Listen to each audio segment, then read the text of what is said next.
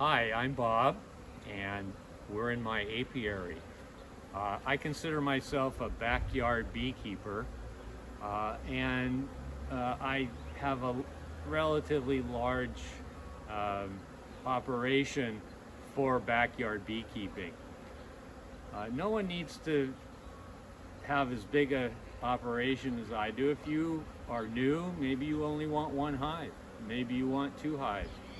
Maybe you take it on for a year or so and you decide it's not for you. I became a backyard beekeeper when my friend Brian, who's videoing me right now, at a 2014 viewing party for March Madness, said he was a beekeeper, and I offered him a spot in my yard. So very shortly thereafter, Brian brought a nuke to my backyard, and I've taken off since then. I really knew nothing back at that time. I told Brian he had to take care of the hives because I was, completely without any knowledge. Since that time, over the last 7 years, I have done a lot of reading. I have a very nice mentor, and I have built up my backyard beekeeping. This video is all about how I do things. That doesn't mean you have to do the same things in the same way that I do. So that's my first message would be, do what works for you. I also started the program at UC Davis, the California Master Beekeepers program last year, and now I'm in the journey level. As part of that, I've learned a great deal about the laws in California, and that would be in the California Department of Food and Agriculture website. One of the things in there is the local bee laws. Back in 2014, when I first started, my city had extremely restrictive regulation that was out of touch with the current situation. It was developed in 1941, and so in 2018, a friend of mine and I, who worked at the local bee guild, went to the city council, and we got that restrictive bee law rescinded. So right now in my town, I'm able to have as many hives as I want, as long as I don't create a nuisance for my neighbors. So I'm compliant with the rules and regulations, laws that are in my town at the present time. This is a suburban area, and today is gardening day, so you're going to be hearing all the blowers and the noises that you would normally expect in a suburban environment. Once we get done in this introduction, I will take a tour of the backyard. I've got some equipment to discuss, particularly the Langstroth hive, and then I'm going to go to my driveway and then the garage in that order, and show you my beekeeping universe. Again, it doesn't need to be yours. You can do as little or as much as you want, and yeah, so that's the plan. This is my yard from the air. You can see the two big structures. That's my neighbor and myself, and there's a driveway between. The square building is the garage, and behind the garage is the apiary where all the hives are. Before I start talking about the Langstroth hive, which is most commonly used, I want to mention the Warre hive, which you see here, the top bar hive, which many people use, and the Brother Adams hive, or also known as the Dedant hive. So this is my backyard. So here we are in the backyard, and I have a mock setup here for the Langstroth hive. The Langstroth hive is the precursor to the modern beehive. Really hasn't changed much since he had it patented in 1852. It's based on information and studies from Huber earlier that expose the bee space as a key thing in honeybee hives. The bee space is 1/4 to 3/8 of an inch, and the design of this hive it stays true to that throughout its design. I have some hive stands here to start with, and this is one that's commercially available. Man Lake sells them. This one here, a friend of mine made for me, and then I made these other ones in the back here. The ones I designed, I have only 6 points of contact with the hive in order to try and minimize ants from being able to get in, although they are crafty little bugs. These are a little bit lower. You could use things like fluon, which prevents ants from climbing on surfaces, or you can avoid that altogether. Just put the hive on the ground, put it on some cinder blocks, and there's many other ways to suspend your hive off the ground in order to keep it from pests. The first part of the hive, working from the bottom up, is the bottom board. I have two designs of the Langstroth bottom board here. One is a solid bottom board. You can see how it's built.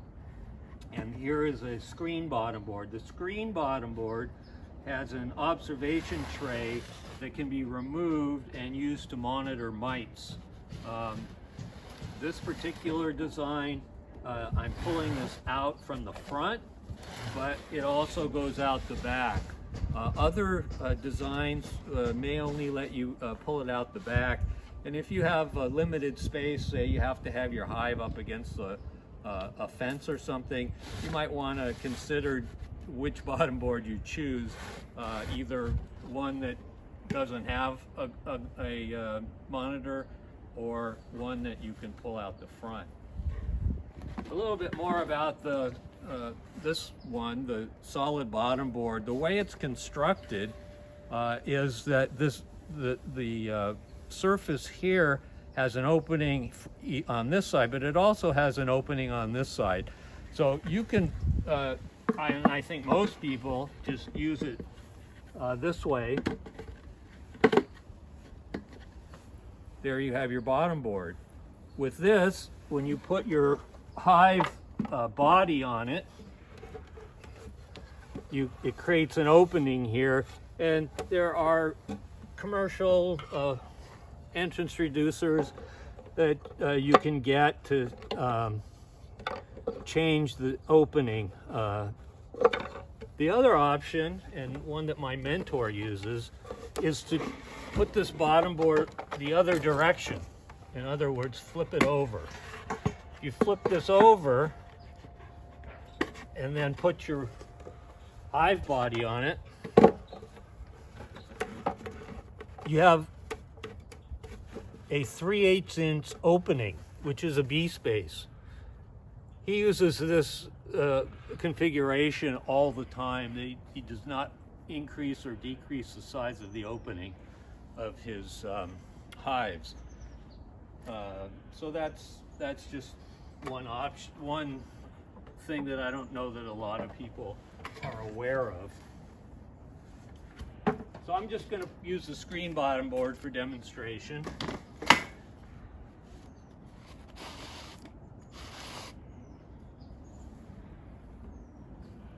Bottom board, and then another device I use is called the slatted rack. Here's a slatted rack. When put on the hive, the bottom board, this creates an opening, and it also creates a baffling space in here. Wind is not coming directly in. It comes into the hive, and there's a space there to baffle it and make it less windy. It also creates a space for the bees to cluster. Say it's a very hot day, they can go down and cluster in that area below the bottom board, between the bottom board and the slatted rack. it's just something I like to use. The next thing would be your hive bodies. This happens to be a deep hive body, and these are deep frames. These are wooden frames. This frame is empty, and this frame has plastic that's covered with additional wax. And what bees will do is secrete wax from their abdominal wax glands and begin building comb. They keep building comb as long as they have nectar coming in, and that will provide a carbohydrate source for them to continue building wax. This is a queen excluder. I'm going to put it on top here, which is just to make a point. The queen excluder comes in several different varieties: plastic, metal, and then wood-bounded metal. The way that it works is the space between the metal bars is narrower than the queen's thorax. So a queen can't fit through here because her thorax is too big. Happens also to be the case for drones. They can't get through it, but workers can get through there because of the size of their thorax. After a queen excluder, you might want to have more boxes, and I do it this way for now. All of my hives have 2 boxes for the brood chamber, or actually that second one is 3 medium boxes for the brood chamber. And this is just a clarification of the nomenclature. I don't call things honey supers, brood boxes, whatever, unless they contain the item that I'm talking about. So for instance, I just put this box on top of the queen excluder. That makes this the brood chamber, and above the brood chamber is the honey super. So that's that configuration. If I were to do this, this box would no longer be called a honey super. It would be called a medium brood box. Okay, so now I've got a deep and a medium brood box, and above the queen excluder is become the supers. I could put a deep super, I could put a medium super, I could put a small super, honey super, because, and that's what I would call them, because they're above the queen excluder. They're not meant for brood. Brood boxes, honey boxes. So anyway, that's just something. There are different types of frames. This is a plastic frame. These are wooden frames. The wooden frames and the plastic, the wooden frames come unassembled or assembled. This happened to come unassembled, and we put it together. It's been in use. And you can leave it empty, put a little strip, let the bees build out their own foundation. That'd be a foundationless situation. Or you can buy foundation and put it in. It goes in. I do the bottom slot and then top. And a lot of frames come with a strip that you can take out so that you can put in wax foundation. So this is ready to go, unless, like I do, put additional wax on, because the bees really don't like plastic. So I'm just going to take that out for the time being and show you.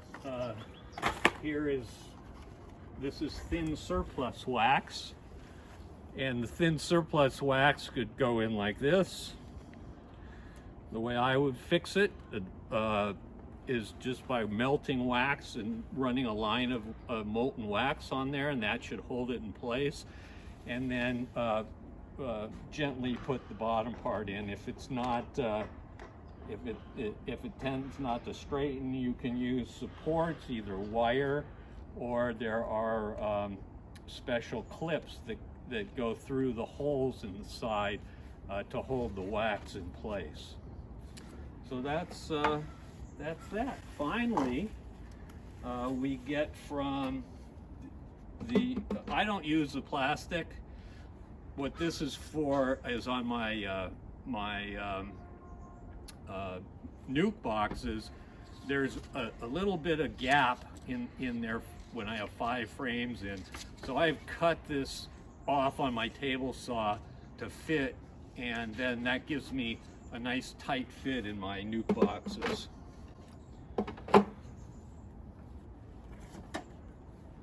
Here we have the inner cover that allows the outer cover, or the telescoping or the migratory cover, to not get propolized down. That's my dog Trippy, he's chasing squirrels. And finally, this is a telescoping cover. It keeps things dry inside, but at times in the winter, when there's a lot of respiratory activity by the bees, water can collect in this space, and actually you can see how this one has a little bit of water damage. You don't want to let it get too watery in there, or it can drop down into the brood and kill the bees. A quilt box can be used to absorb moisture. Finally, we have these things called follower boards as part of the hive.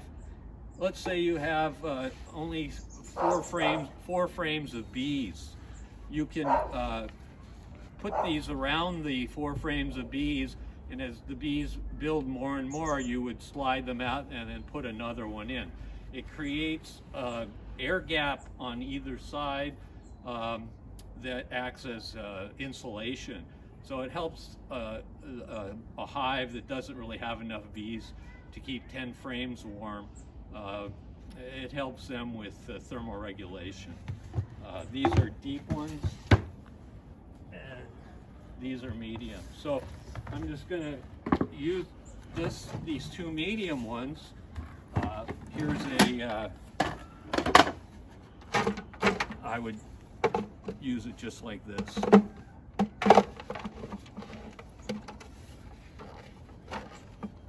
Should I feel like I wanted to do that. I don't use them very often.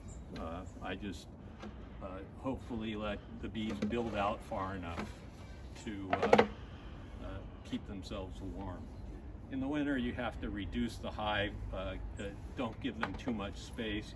It allows pests to proliferate, and they can't warm it enough to stay alive.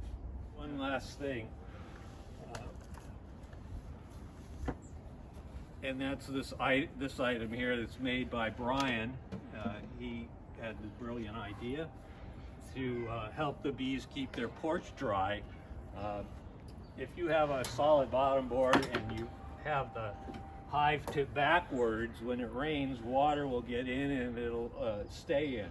That's why it's recommended that you have the hive tilted forward to some degree. So Brian created this device. It just goes right on a hive body. It's an awning. So you just screw it on like that, and that creates a barrier to water and so forth. So it just runs right off, and it keeps the porch dry. So that's my backyard and some of the things that I need to work in this yard.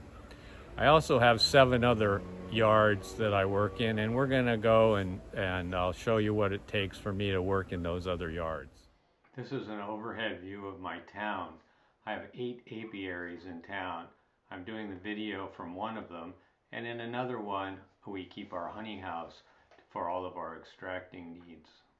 So I'm going to start off with one of the most important pieces of equipment for what I do, because of the different areas I go to, and that's this old Chevy Suburban that I've had since 1996 basically. I have a liner in here that it's waterproof and honey proof, So anything I put in here, I can take this out and wash it off. In order to get things around, this hand truck is extremely useful. When we arrive at a site, we can load it up and take all of our equipment in and out. On top of that, I made these stabilizing boards that fit in between the rims there, and I have these numbered so I know how they line up. Once we get this together, that could get very messy. So I have baking sheets. I have about 20 of these, and they go on like this, and then I can put boxes of dripping honey, whatever, cover them up, put a brick on top, and they're very stable that way. So as you notice, there's some blue tape here between the plastic trim and the window, and that has become very important because in the past, before I used this tape, the bees would get inside here and I'd have to bend the lining and try and bang on it to get them to fly out. Now that's all taken care of with that blue tape lining the window and the molding.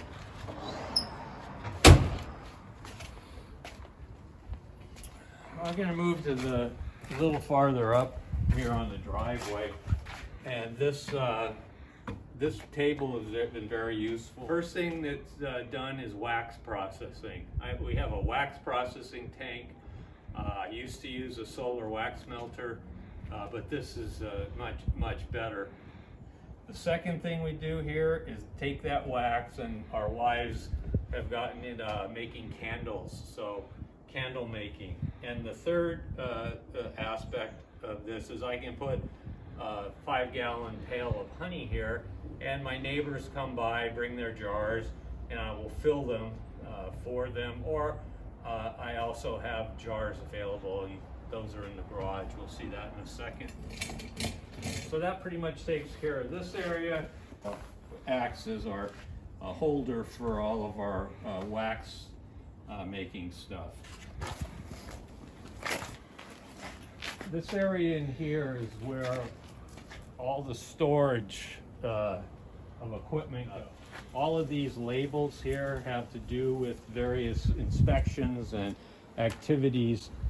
So this hive started in March last year. It was a swarm from another yard. I used my bee vac to collect it, and didn't get the queen. So I added a frame full of eggs and larvae, and they made a queen, and it's been doing fine. So the next big part of the beekeeping is this shed that I built so I could keep some equipment out of the weather. Right now I have paint, drop cloths.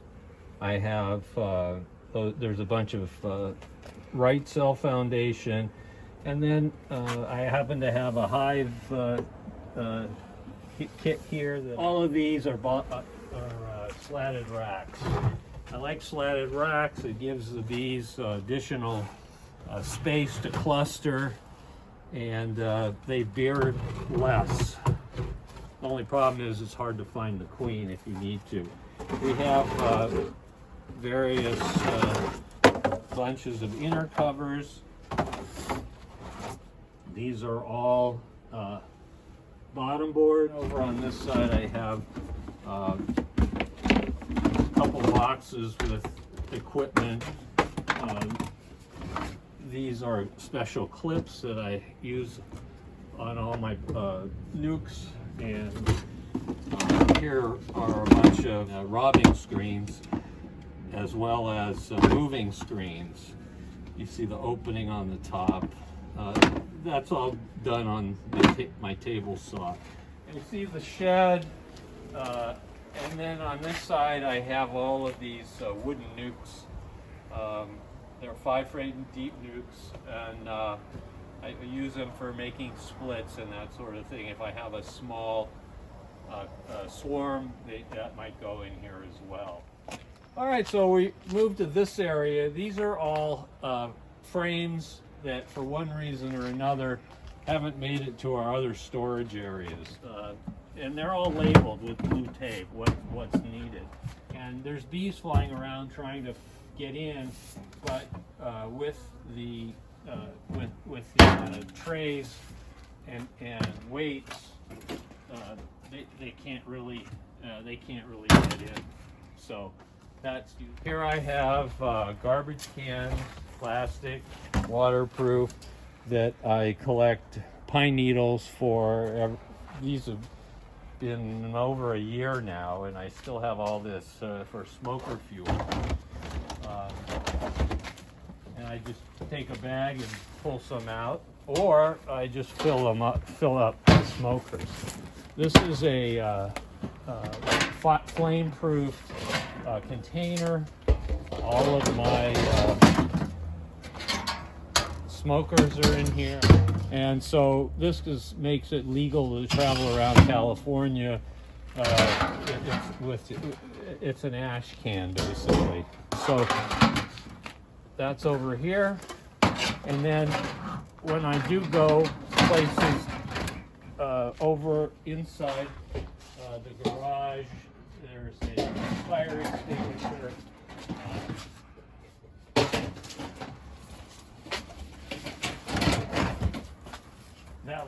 This locks. There's a fire extinguisher inside the garage. And then this is a very important area here. This is the storage of all of our hive boxes, be they supers or brood boxes. Some of these deeps here are not drawn out, and if you have a need for drawing comb from a deep, you can always put a deep box on top of the brood chamber and make it a deep honey super. But that weighs a lot. You're talking about 100 pounds when it's full. Okay, these here are where we store the wax that's been processed. Here are, well, what's left. Our wives used up all the other wax, but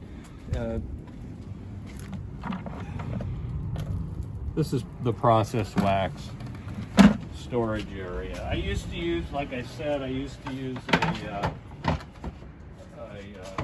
solar wax melter, but it's not anywhere near as efficient.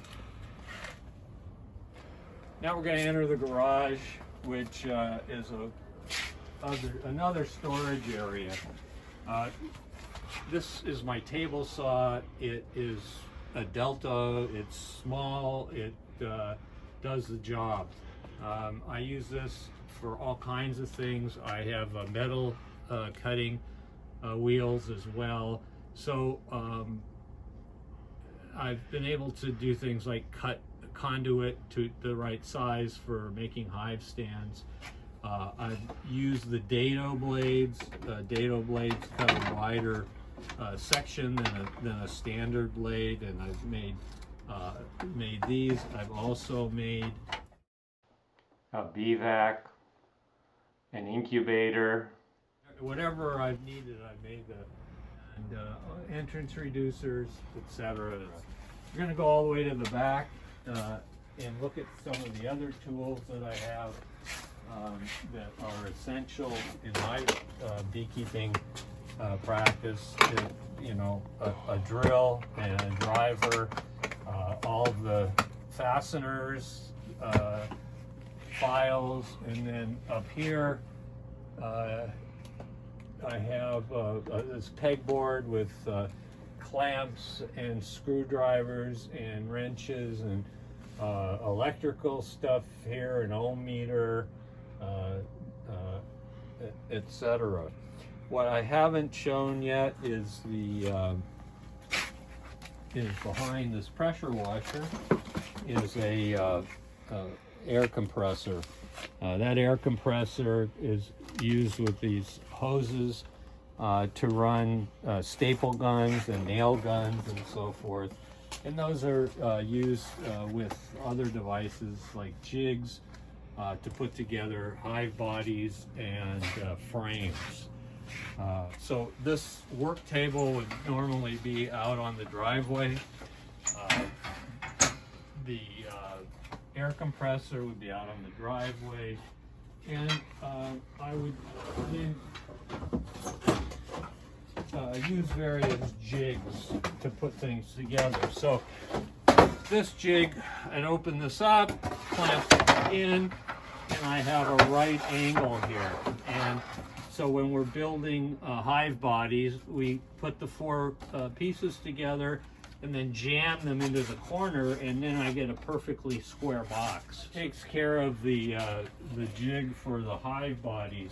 And then I have another jig here that is for putting frames together. Sidebars go in here. You put the bottom on, you flip it over, you put the top part of the frames on, and then you pull these out to make it so you can get the frames out of there. So those are two jigs that I have. Okay, so I'm just gonna set this back in here where it goes. I have two of those, and then there's more tools here. This is all kinds of mechanical wrenches and screwdrivers. Here we have a Dremel tool, which comes in very handy. This is all scrap wood that I use to just build this and that. And then behind here, I have all of my air guns for nails, and this here is a wax processing tank. Wax can be processed in here, but another important thing that this is used for is for decrystallizing buckets of honey or jars of honey. It has a thermostat made by Maxent. I was a little skeptical when Brian suggested getting it, but all my skepticism has disappeared. I really like this thing. Okay. As we move on, we can go up and see what's hanging here. This is a 4-foot ladder. It's short. We put boxes on it when we're examining hives. Flip the lid over, inner cover, and then boxes can be set on this, and then you don't have to bend over as far all the way to the ground. Here I have my chainsaw for whenever that's required. Tomorrow we may use it doing a cutout from a tree. This is all honey jars. Behind is my organic acid vapor mask. Okay, and then we come to this storage area. This is all molds for candle making and candle release. Under that is my queen rearing box. This has my stand that I use for putting a frame on, and the tools are inside for grafting. In addition to those things, there's different colored JZ's, BZ's queen cups. I have protectors for the cells. There are cell bars, and this is a transport device I made for queen cells, for 4 queen cells, and you know, all kinds of different things. I also have some magnifying loops. Mine are 4.5 power. I used them in my previous job for doing hand surgery, and then I just wear headlamp, and you can see that in the photos. So this is my box that I take into the field. Grab a box, you're going to need it. And so what's in here now, this is a robbing screen. You can see it has this board on top which turns it into a moving screen. The bees can't get out. I have this drill because we're going to have to drill a hole in a tree.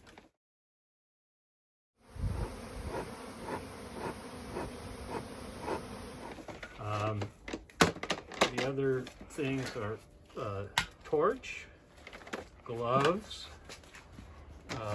10 to 9 spacers.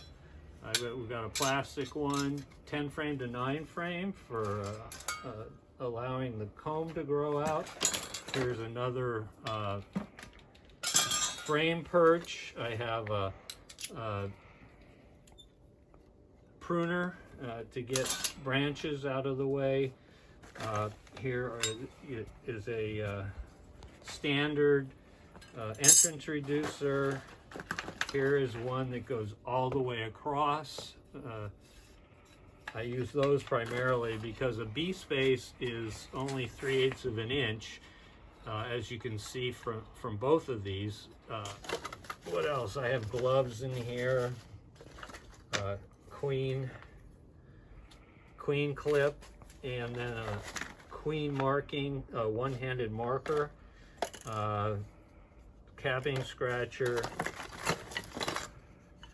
and then an assortment of hive tools, sharp knife in case I wanted to cut out a queen cell, striker in case the torch won't light, screwdriver, you know, various things. Well, very important is the tape for labeling, and then I have a marking pen for that inside of here too. A lot of what we do has to do with knowing what's gone on in the past, and when you have 26 hives, there's no way you can remember that without notes. And then last but not least is my epinephrine auto injector. This is recently renewed. I've got 5 expired ones in the house. I've never had to use it, which I'm very happy about. Okay, I think that covers the box. One thing I didn't mention is the fire extinguisher. We showed that earlier. It's on the wall, and when I go to other areas, you can just take that off the wall and put it in with the either, you know, put it in the car or whatever. But that's very important. Next is an important piece of equipment here, the pressure washer. It's a tap water pressure washer. It's not a heated pressure washer. We use it to clean up after we have extracted. I have all my jackets and guest jackets here, and then here we have extracted honey. 6+ 5-gallon buckets of honey, and these are crystal. What we do is drop it in the decrystallizer, set the temperature. I think Minna Harris says keep it less than 120 degrees, and I tend to do it around 110 to decrystallize. We're almost done with the garage. These are the ladders, various sizes. The 12-foot I use all the time. Here we have our wax melter to paint the frames. The bees don't like plastic without additional wax on them, so that's good there. Here are a whole bunch of extra trays. Here is the a freezer I have right now. it's empty, but I can freeze frames here in order to kill hive beetle eggs, wax moth larvae, etc. Then we come over to this side. We have wax foundation. I've got a collection of propolis, bench grinder that comes in handy for sharpening tools or cleaning things up. We go, as we go down, we come to the box for doing mite checks. This is for sugar roll or alcohol wash. Here's the sugar, and these are half a cup. And I've used a white plate before, but I think it'd be better to have a white plastic container to spray along. Yeah, so here, this is more of that. Here's a spray to reveal the mites. This is just miscellaneous. These are travel plugs. These fit right into the front of those nukes, so you can lock them in and move them easily. Tie straps. Here's these in here are beetle traps. You put oil in. Go down a level. This is these are Formic Pro or MAQS. Here we got more straps. Here we have all of the, as I mentioned, the full length, and then this could be used to make as a template to make more robbing screens. Just miscellaneous equipment down on the bottom here. As we move up and around, I have a funnel to fill feeders. This is the feeder section. These are Boardman feeders. These are caps with holes punched in them, so you can put jars. I didn't show you earlier, but I have boards that I can put on top of a hive that the jar lids fit into as feeders. Finally, we have the bee vac. That I made this on the table saw.